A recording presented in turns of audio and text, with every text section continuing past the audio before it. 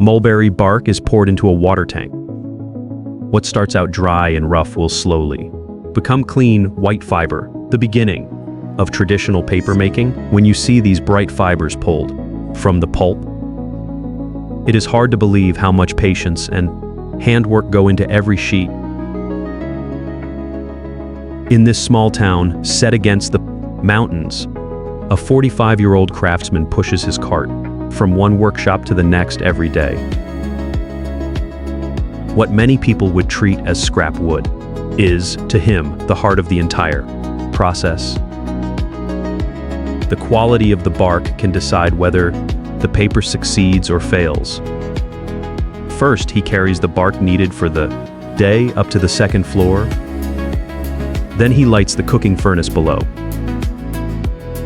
He tends the fire carefully, and after about 30 minutes, steam begins to rise.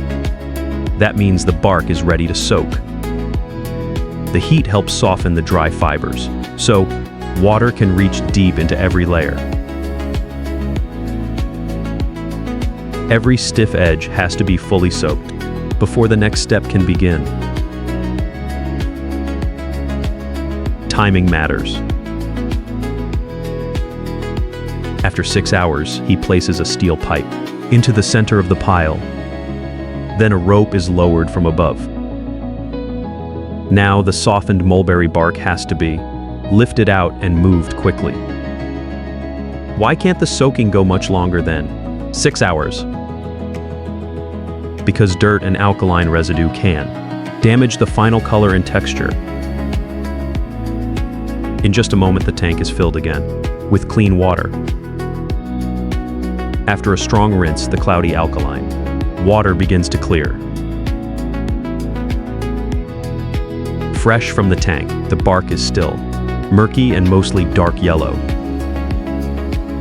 Even 5 rounds of washing may not be enough to turn it white, so a measured amount of bleaching agent is added to brighten the fibers evenly.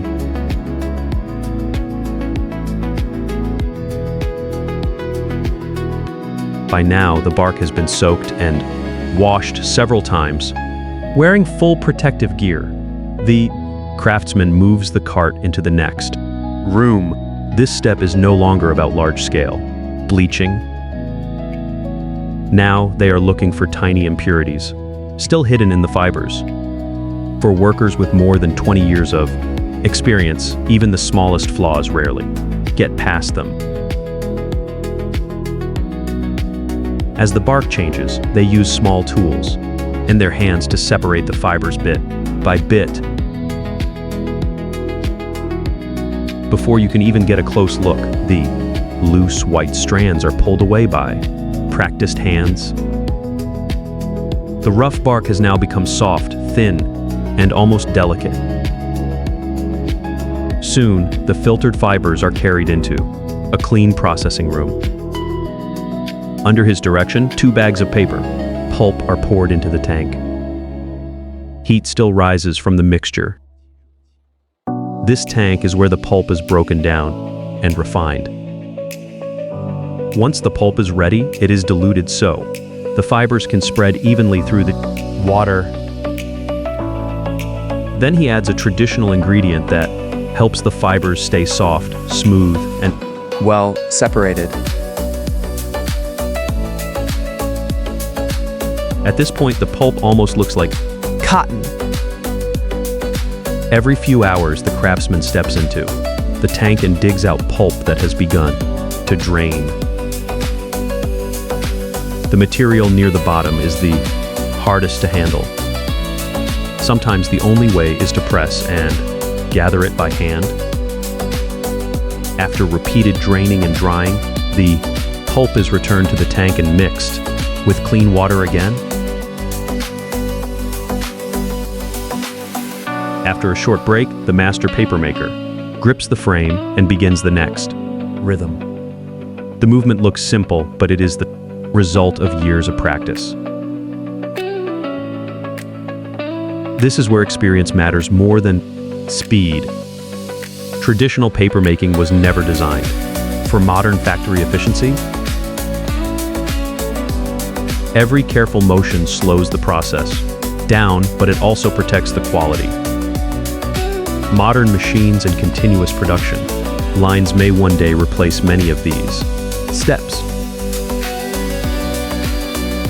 But whether skill passed down by hand can survive that change is still an open question. If the craft disappears, so does the knowledge carried by the people who kept it alive. After another round, the stack of wet paper has reached about 4 inches high. Blue plastic strips are placed between sections to mark each batch. This time, a board is placed over the top, covering both stacks of white paper. The sheets still hold a great deal of moisture, and that water must be removed before drying. Once the stacks are positioned inside the hydraulic press, the lift is pulled away. Wooden blocks are placed into the gap, one by one, until 5 are in position. The extra space gives them room to align the first batch correctly. The workers make small adjustments until everything sits straight. As the gears turn, the weight above begins, pressing down on the 2 stacks. The pressure changes the thickness, immediately forcing water out of the sheets. After a full day and night, it is time for the final, lesser-known step. Wooden boards fill the drying chamber. Heat travels along both sides and passes through the metal plates. Before long, the semi-dry white sheets cover the entire space. Now, when touched, they feel almost like fabric. As sheet after sheet goes up, the old master remembers when paper was made from bark, wood, and straw. Those materials built an entire tradition. Now it is time to take the finished sheets down. As the most experienced worker on the team, he handles the final removal with care. Papermaking, one of ancient China's great inventions, feels alive in this moment. And with every finished sheet, this old craft continues its journey into the future.